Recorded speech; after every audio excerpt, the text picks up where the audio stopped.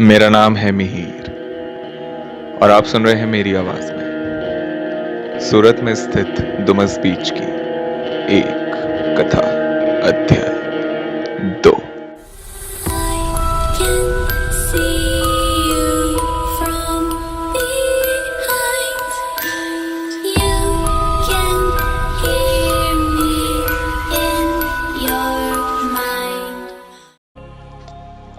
कथा के पहले अध्याय में जिस कद्र दुमस बीच में वाकया हुआ, इसका यह मतलब तो बिल्कुल नहीं था कि दुमस बीच पर ऐसा वाकया दोबारा नहीं हो सकता था। कुछ दिनों के बाद दुमस बीच पर कुछ ऐसा हुआ जो शायद सभी की कल्पना से परे था। पेश है दुमस बीच के पहले अध्याय के पश्चात दुमस बीच का अध्याय 2।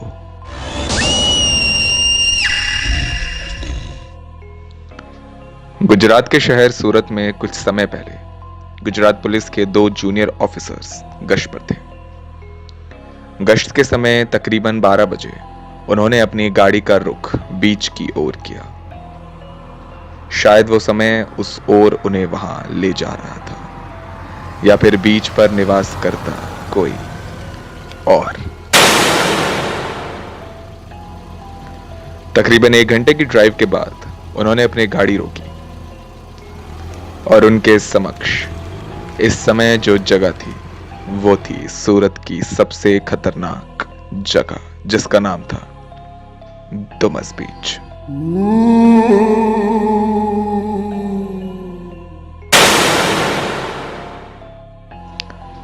दुमस बीच पर पहुंचे उन 2 ऑफिसर्स के नाम थे दिलीप और सुजल। गश्त के समय दोनों पुलिस ऑफिसर्स दुमस बीच की कथाओं के बारे में जानते थे, मगर जाहिर है अब तक ऐसा कुछ नहीं हुआ था जिससे वो उस पर यकीन करते। उन ऑफिसर्स को देर दुमस बीच पर ही रहना था, जो कि पेट्रोलिंग के खातिर ऊपर से ऑर्डर्स थे। दिलीप और सुजल बैठे समुद्र की लहरों की ओर देख ही रहे थे कि तभी कुछ कुत्तों के भौंकने की आवाज उन्हें सुनाई पड़ी।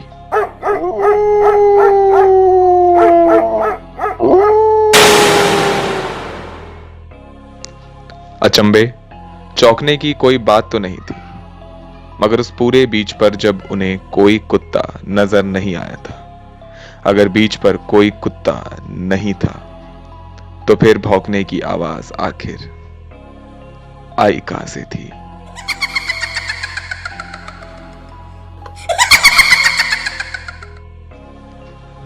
दिलीप और सुजल ने इस बात पर ज्यादा कुछ खास गौर तो नहीं किया। आपस में बातें वो दोनों साथ बैठे कर ही रहे थे कि थोड़ी ही देर में दिलीप को पानी की ओर एक अजीब किस्म का खिंचाव महसूस हुआ। दिलीप धीरे धीरे न जाने अपने होश को आगे बढ़ा और लहरों की ओर जाने लगा कि तभी पीछे से सुजल आया और उसने दिलीप से पूछा, सब ठीक तो है ना? दिलीप के अकस्मात सिर में काफी तेज दर्द होने लगा। दिलीप मानो सिर दर्द के मारे बेहोश होने ही वाला था कि तभी सुजल के कानों में किसी ने कहा, लीव हिम।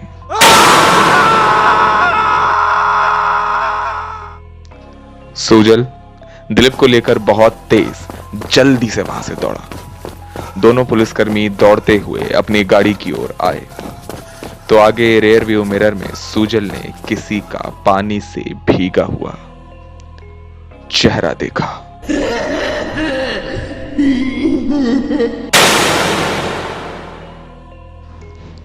यह दृश्य देख सुजल ठंडा पड़ चुका था। उसी समय गाड़ी शुरू ना होने पर दिलीप ने सुजल की ओर देखा और उसे देखते ही दिलीप ने ना चाहते हुए भी पीछे की ओर धीरे धीरे गर्दन घुमाई और जैसे ही उसने पीछे देखा तो तभी उसने गाड़ी के रेयर सीट के नीचे बैठे किसी और को देखा।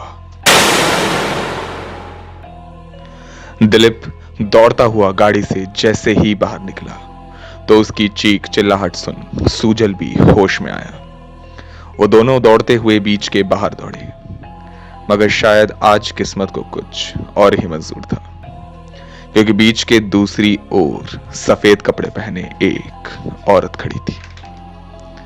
उस औरत को इस कद्र खड़ा देख सूजल और दिलीप को कुछ गड़बड़ महसूस हुई और उन्होंने अपना रुख जैसे ही बदला, उसी समय वो औरत अकस्मात उनके समक्ष आ खड़ी हुई और उसने कहा,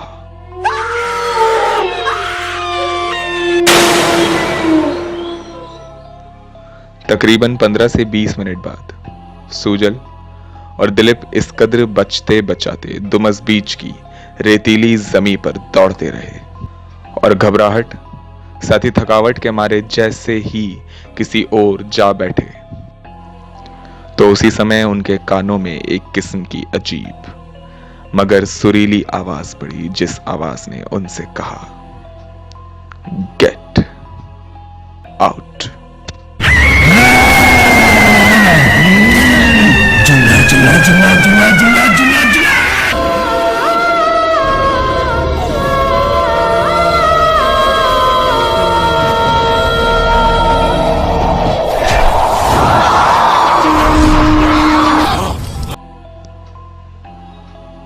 तकरीबन 3 बजे सूजल की आंखें खुली और आंखें खुलने के साथ ही उसने दिलीप को उठाया।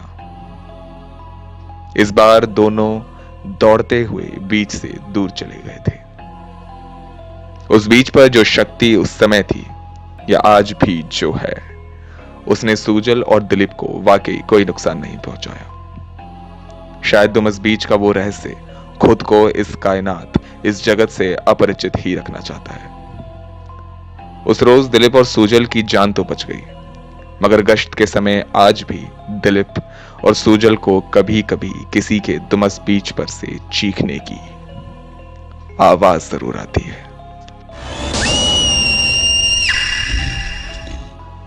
इस दुनिया में लाखों करोड़ों अरबों ऐसे अनगिनत, ऐसे अनसुलझे रहस्य हैं जिनका हम चाहकर भी कभी पता नहीं लगा सकते।